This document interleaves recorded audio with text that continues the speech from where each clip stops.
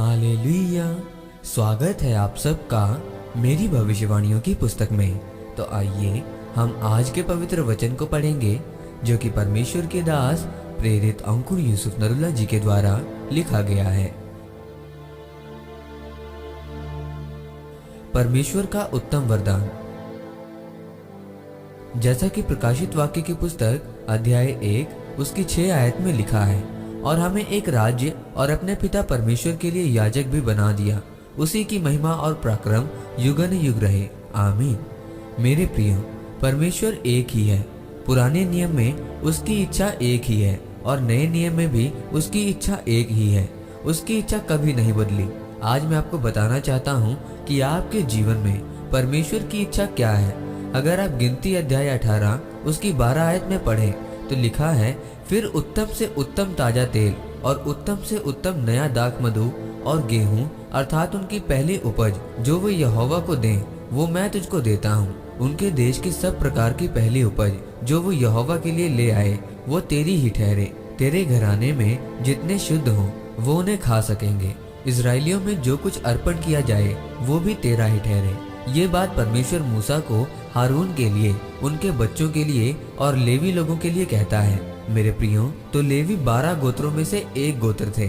वे जहाँ परमेश्वर का भवन था वहाँ सेवा करते थे। बाकी किसी भी इंसान को तंबू को हाथ लगाने की अनुमति नहीं थी। 11 गोत्र भेंटों को लाते थे लेवियों के पास, और लेवी लोग तंबू को संभालते थे। और जो भेंट चढ़ाने का काम था वो हारून के बेटों का था, और जो सबसे ऊपर था वो हारून था। और परमेश्वर ने याजकों को कहा था कि मैं तुम्हें उत्तम से उत्तम नया दाख मधु और गेहूं अर्थात उनकी पहली उपज जो वो यहोवा को दें, वो मैं तुझको देता हूँ। मेरे प्रियो, आज आप एक बात सोचते हैं कि क्या मैं सेवा के लिए चुना हुआ हूँ? क्योंकि आप सोचते हैं कि मैं एक रेडी वाला हूँ, एक रिक्शे वाला हूँ, मैं तो एक डॉक्टर हूँ, मैं तो एक IT में हूँ, तो क्या मैं सेवा के लिए बुलाया गया हूँ? पुराने नियम में लोग याजकों के पास जाते थे और याजक लोगों के पापों के लिए एक बकरा लेता था और उसकी बलि करता था और उसे काटता था। उसके लहू को छिड़कता था कि तुम्हारे पाप इस लहू के कारण माफ हो जाएं। लेकिन फिर जब वो नए नियम में प्रभु यीशु मसीह आए तो उन्होंने कहा, यह अनहोना है कि बैलों और बकरों का लहू तुम्हें पापों से आजाद करे। मेरा ही लहू बहाया जाएगा एक ही बार पूरे जगत के लिए, और जो विश्वास करेगा उसके पाप माफ किए जाएंगे। अब फिर याजक का काम क्या रहा?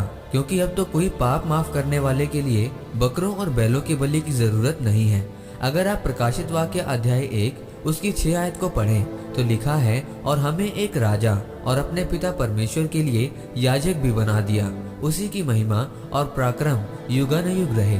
आमीन।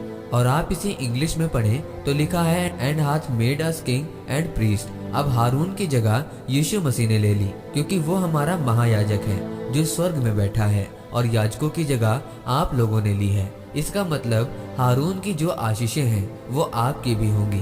क्यों? क्योंकि परमेश्वर कभी भी बदलता नहीं है। अगर उसने हारून को उत्तम से उत्तम दिया तो वो उससे भी ज्यादा आपके लिए करेगा। क्या आपको मालूम है ऐसा क्यों? क्योंकि हारून यीशु के लहू से धुला हुआ नहीं था, लेकिन आप और मैं यीशु के लहू से धुले हुए हैं।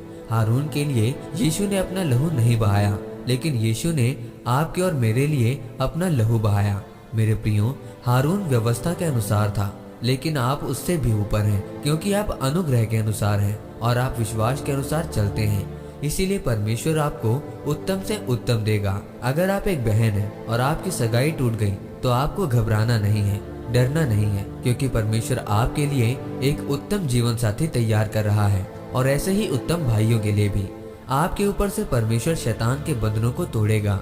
आप लोग उत्तम से उत्तम हासिल करेंगे। आमीन। आइए इस प्रार्थना को आप मेरे साथ एक मन होकर करें।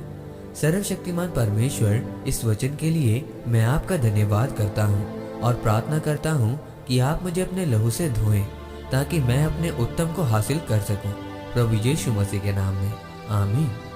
परमेश्वर आप सबको आज के वचन के ऊपर मनन करने के द्वारा आशीषित करें। आमीन।